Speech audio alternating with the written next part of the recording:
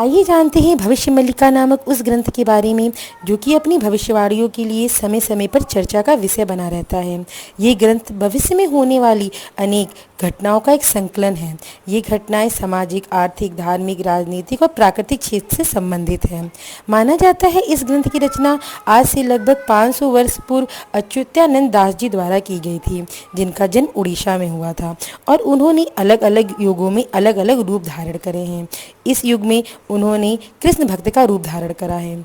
उनके इस ग्रंथ के अनुसार आने वाले समय में अधिकांश अमेरिका का भाग जलमग्न हो चुका होगा, यूरोप का एक बड़ा भाग नष्ट हो जाएगा और रूस एक हिंदू राष्ट्र बन के सामने आएगा।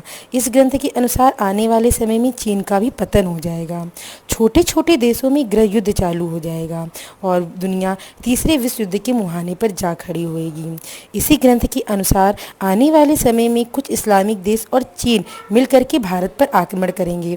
भारत लंबे समय तक इस युद्ध में उलझा रहेगा, लेकिन एक समय बाद वह इन देशों पर विजय प्राप्त करेगा। इसी ग्रंथ के अनुसार जलवायु परिवर्तन से पृथ्वी की धुरी बदल जाएगी, पृथ्वी अपनी धुरी पर घूमने की प्रवृत्ति ही बदल देगी।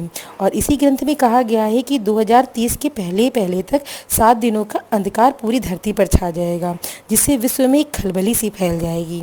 ग्रंथ में वर्णन किया गया है कि आने वाले समय में भूकंप और सुनामी आम घटनाएं हो जाएंगी, जिससे ना जाने कितनी जनधन की हानि होगी। लोग कीट पतंगों की तरह खत्म होंगे। इस ग्रंथ में मुद्रास्फीति का भी जिक्र किया गया है कि किस तरीके से आने वाले समय में संपूर्ण विश्व मुद्रास्फीति के जाल में फंस जाएगा। इस ग्रंथ में कलयुग के अंत और सतयुग के प्रारंभ होने का भी जिक्र किया गया है कि किस प्रकार से कलयुग का अंत होगा और सतयुग की स्थापना होगी।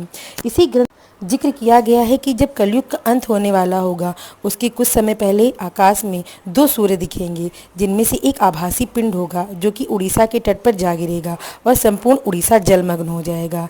इस ग्रंथ में भगवान कल्कि के अवतार का जिक्र किया गया है, जिनका जन्म संबाला नामक स्थान पर होगा।